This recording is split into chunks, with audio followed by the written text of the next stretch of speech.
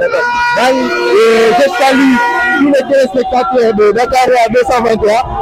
Amadou Ba, c'est le bon choix. Moi, personnellement, je vais voter Amadou Ba pour la sécurité du Sénégal, pour la stabilité, la continuité avec le président Macky Sall. Est-ce que c'est le meilleur candidat? Nous tapons à Aïssa et à Diomaye. Nous sommes Aïssa Manuel. Nous sommes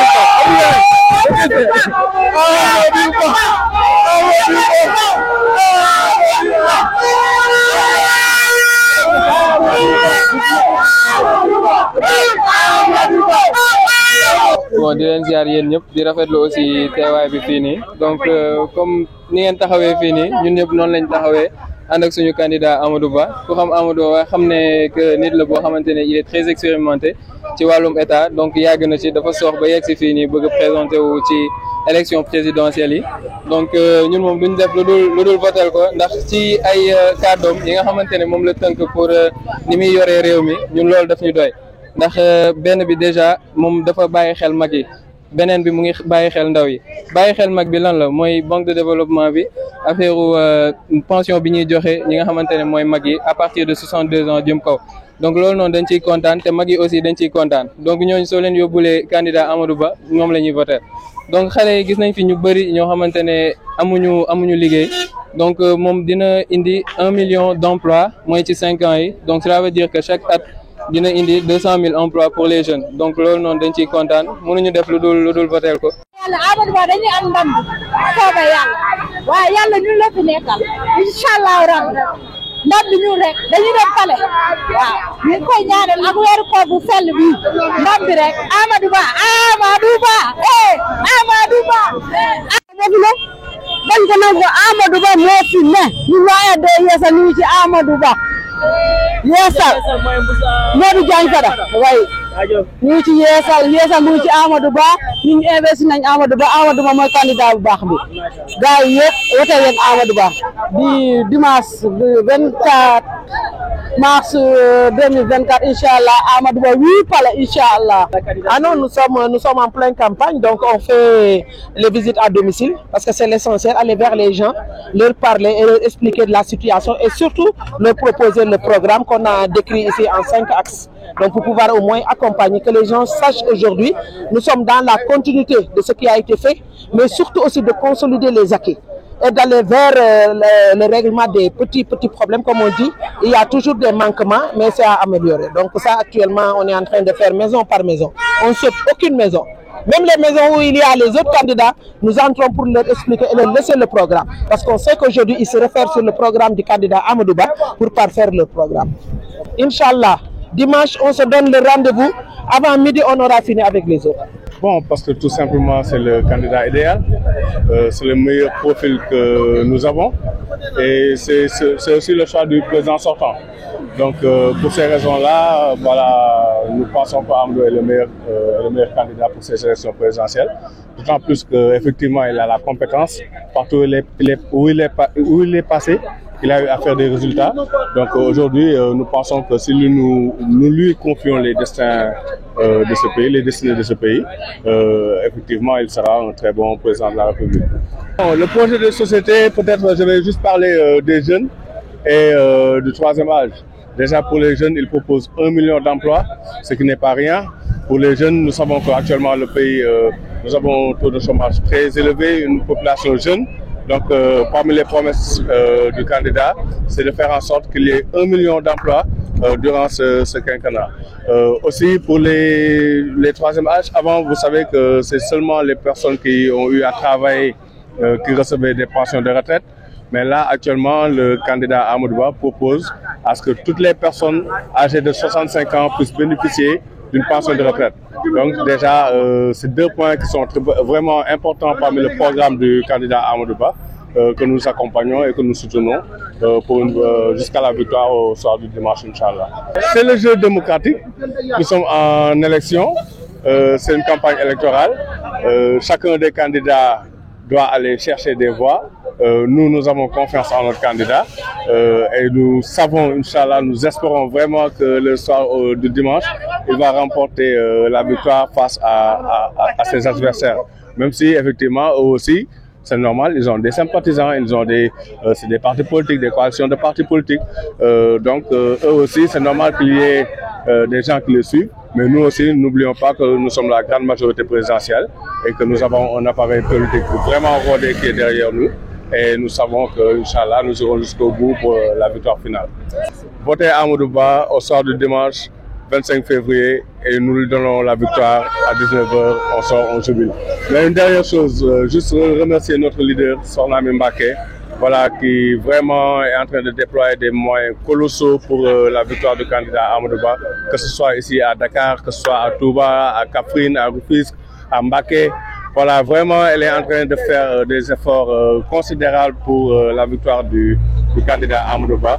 Donc là, actuellement, peut-être que vous nous prenez un peu tôt, peut-être qu'elle va revenir nous rejoindre tout à l'heure.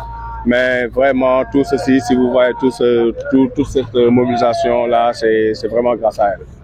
Waaw, donc déjà di wax ni que candidat Amadou Ba li tax mi nekk le meilleur profil parce que bon déjà tout simplement parce que dafa nekk le meilleur profil xam nga ba pare nekk choix wu président de la République sortant mi Macky Sall ba pare tamit am appareil boo xamante ne bu taxaw bu dëgër nekk si ginnaaw muy Benno Bokk Yaakaar pour jàppale candidat Amadou Ba boo gisee nag si programme bi ñaar kese laa siy jël muy ndaw yi ak troisième âge bi.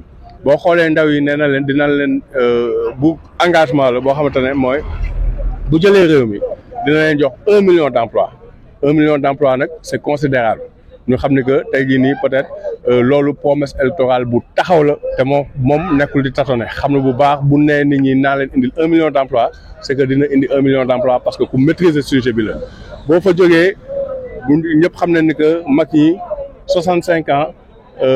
ñi koy am si nga war a am pension de retraite mais du ñëpp fallait nga liggéey am nekk IPRES am couverture sociale et tout pour que nga mën a jot pension mais nee na moom bés bu yéegee ñu jox ko mu nekk njiitu réew képp ku dem ba am 65 ans nga liggéey nga ñàkk liggéey da nga am pension donc tey jii nii loolu nekk na mbir boo xamante ne moom si programme candidat Amadou Ba mbir mu am solo boo xamante ne tey jii nii bokk na si yi mu nekk di proposer askan bi.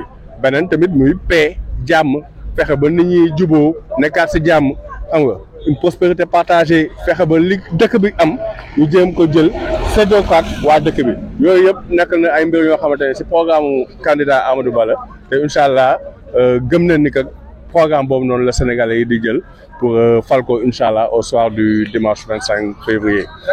di profiter tamit di remercier Sokhna Amy Mbacké mi nga xamante ne lii nii yëpp moom moo ko waral mobilisation yi parce que du fii kese moo koy def Touba di ko def Kaffrine di ko def Tëngéej di ko def Mbacké xam nga di ko def fépp si Sénégal suba Ouest Foire lañu war a dem waa Parcelles ngi xaar waa Benn Tali waa Médina Yoff ñëpp a ngi xaar Sokhna Amy Mbacké te ni mu koy defee fii nii si même secteur noonu la koy defee tamit si yeneen i gox moom en tout cas moom moom dafa ne ni ko xoolul gox moom lépp lu mu def mooy fexe ba candidat Amadou Ba falu dimanche te fépp fu ñu ko oo ñu mën fa apporter soutien am da koy def te si tànk yooyu noonu la nekk moom moo ñu yebal fii nii ñu ñëw même secteur nga xam ne suñu commune la mobiliser jeunes yi di porte à porte donc depuis ce matin ñu nekk si porte à porte yi voilà vraiment donc di remercier Sokhna Amy Mbacké bi nga xamante ne lii nii yëpp moom moo ko waral.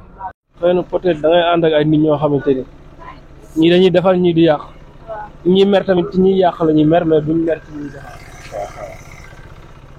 man bokk ak samay morom bëri na ci ñoo xamante ni daan nañ jaar ci ay tali yu bon yoo xam da ngay dugg ci ay pax kërën mais léegi moom macha allah yaa ngi jaar ci tali yoo xamante ni c'est normal vite fait fi nga doon def ay 20 minutes 30 minutes yaa ngi fay def léegi 10 minutes wala 15 minutes bu la ko dawal bi mayee quoi kon kenn mënul ni Macky liggéeyul quoi ñii dañuy bëgg ñuy bañ rek mais mi ngi liggéey quoi xëy na tamit fii la appam yam day dem après keneen mooy ñëw léegi keneen kii ñëw ñi ñëpp ñi ngi ñaan mu nekk Amadou mais bu ñëwee moom it na eggali mission bi quoi maam bu ko jeexalul tamit mu pousse ko ba fi mu mën a yem rek mu bàyyi ko fa keneen ñëw tamit mais comme nit ñi am nañ ci moom yaakaar te man tamit am naa ci moom yaakaar dinañ jàllale message bi ñu ñaan na ko yàlla jox ko réew mi après tamit moom bu ñëwee mu oyofal rek xam ñu fi fekk ñii am nañ ñii amuñu mu xool nu mu fexee dimbali nit ñi daal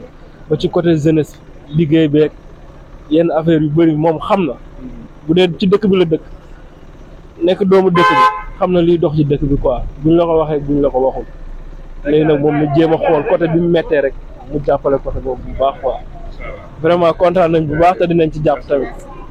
Alors nous voici justement dans cette belle atmosphère et cette continuité d'élections présidentielles 2024. Nous voyons, nous sommes avec le candidat Amadou Ba, justement. Nous sommes rassemblés avec Ousmane Kitane qui a mobilisé de la jeunesse pour justement soutenir le candidat Amadou Ba. Alors nous poursuivons au soir du 24 mars 2024. Nous croyons justement que le candidat Amadou Ba, comme il a si bien dit, est le meilleur et le choix du peuple, le choix de la jeunesse, justement, de par son plan d'action qu'il a proposé. Nous voyons, les Sénégalais sont fortement mobilisés, sont en train de justement soutenir cet homme. Regardons ensemble l'affluence, regardons ensemble la mobilisation faite par monsieur Ousmane Kitane.